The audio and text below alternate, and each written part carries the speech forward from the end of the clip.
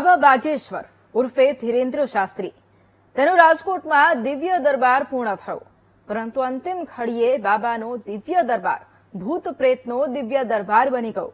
પહેલાથી જ વિવાદમાં રહેલા બાબાના દિવ્ય દરબારમાં અચાનક લોકો ધૂણવા લાગ્યા, એકબીજા પર હુમલા કરવા લાગ્યા, તો બાબાએ ભૂત પ્રેત પણ કાઢ્યા।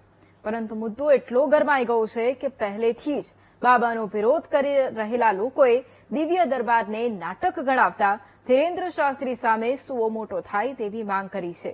ત્યારે કેમ બાબાનો દરબાર બની ગયો છે વિવાદનો અખાડો, આવું જાણીએ।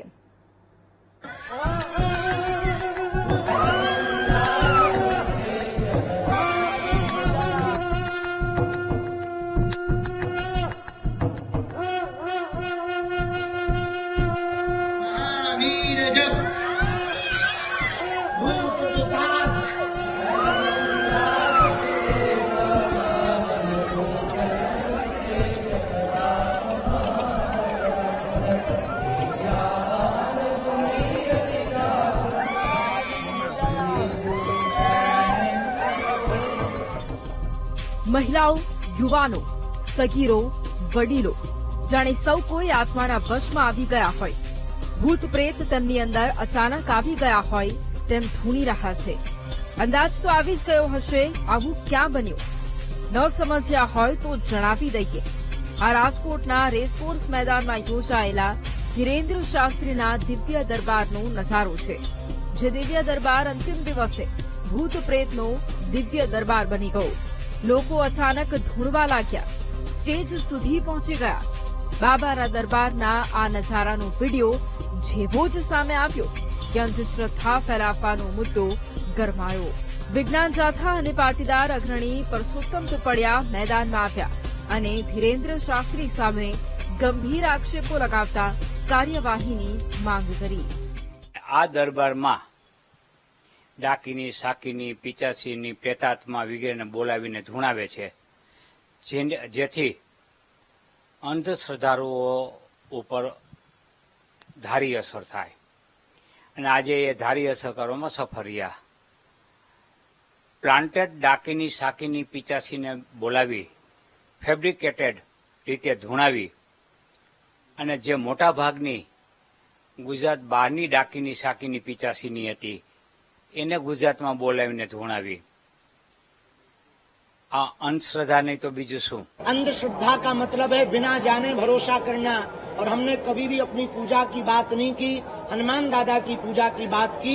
यदि भारत में हनुमान चालीसा से जोड़ना, सामूहिक अर्जी लगाना, हनुमान जी के मंदिर जाने का उपाय बताना अथवा फिर हनुमान जी की पूजा बताने का उपाय बताना, यदि अंधविश्वास है तो चादर चढ़ाना भी अंधविश्वास है, कैंडल जलाना भी अंधविश्वास है, और जितने भी फिर इतने अन्य मजहबों के काम है वो सब अंधविश्वास है। आलोचकों को हम कुछ नहीं कहेंगे, वो भी हमारे अपने हैं, इसलिए हिंदुओं में फूट डालने का हम काम नहीं करेंगे, वो भी अपने हैं, उनका भगवान भला करे। આસ્થાના નામે બાબા બાગેશ્વર ધતિંગ કરાવે છે, બહારથી લોકોને આયોજનબદ્ધ બોલાવીને ધૂણાવે છે। આસ્થાના નામે સરેઆમ અંધશ્રદ્ધા ફેલાવવાનું કામ થઈ રહ્યું છે, આવું વિજ્ઞાન જાથાના જયંત પંડ્યા અને પરસોત્તમના આક્ષેપ છે। આ આક્ષેપ વચ્ચે અમારી ટીમે બાબાના દરબારમાં રાજકોટની જે મહિલાની પરસે નીકળી હતી તેમની સાથે ખાસ વાતચીત કરી, તો સાંભળો તેઓ શું કહે છે। કલરનો ડ્રેસ પહેર્યો હતો મેં, લાલ કલરનો, અને મારા બાબાએ બ્લેક કલરનું ટી શર્ટ પહેર્યું હતું, અને આવી રીતે હાથ કરીને કીધું કે જમણી સાઈડ બેઠા, પંડાલમાં બેઠા છે। એટલે મને ખબર પડી ગઈ, મેં ડબ્બી લઈ આવી હતી, ડબ્બીનું કીધું, અને હું ડબ્બી લઈને ગઈ, એને ખબર ક્યાંથી પડી ખબર નહીં, એને ત્યાં બતાવ્યું નહોતું ને, એને એમ કીધું રાખડી લઈને આવ્યા છો બેન તો બાંધી દો રાખડી। એટલે હનુમાન દાદાને હું કેટલા વર્ષોથી રાખડી બાંધું છું, એટલે મારી ઈચ્છા હતી કે હું ધીરેન્દ્ર શાસ્ત્રીજીને રાખડી બાંધું।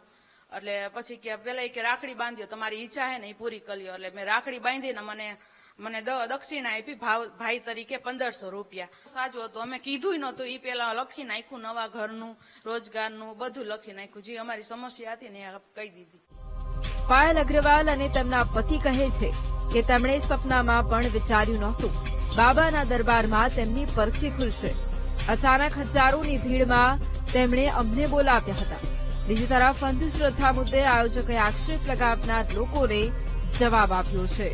બાબાએ એમનો મંત્રોચ્ચાર કર્યો અને કોઈ પ્રેક્ષક ગણમાંથી ધૂણવા માંડે તો એમાં આયોજક કે બાબાએ કોઈને ઇન્જેક્શન આપેલું નહોતું ધૂણવા માટે. અને આપ સૌ જાણો છો, આપની નિયંત્રણ મરણોત્તર વિધિ થતી હોય તો પિતૃ કાર્ય થતું હોય તો એમાં પિતૃ પણ ધૂણતા આવે છે.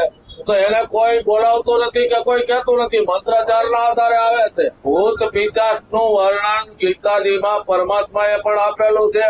પ્રેતમાં સૌથી મોટું પ્રેત પણ ઈ છે, વૃક્ષમાં પીપળ પણ ઈ છે, પર્વતમાં હિમાલય પણ ઈ છે. પરમાત્માએ પણ ગીતામાં સ્વીકારેલું છે કે ભૂત પ્રેતનો વાસ આત્મા તરીકે આ સમગ્ર વિશ્વમાં હોય છે. બાબાના દરબારમાં ભૂત પ્રેત લોકોની અંદર આવવા અને લોકોનું ધૂણવું કેટલાક લોકો માટે અંધશ્રદ્ધા તો કેટલાક લોકો માટે શ્રદ્ધા છે. અમે કોઈ પણ મુદ્દે ટિપ્પણી નથી કરવા માંગતા, પરંતુ હાલ આ મુદ્દો ભારે ગરમાયો છે અને ચર્ચાનો વિષય બન્યો છે. કેમેરામેન નિશિત ગડિયા સાથે ભાવેશ સોંદરકા, VTV ન્યૂઝ, રાજકોટ.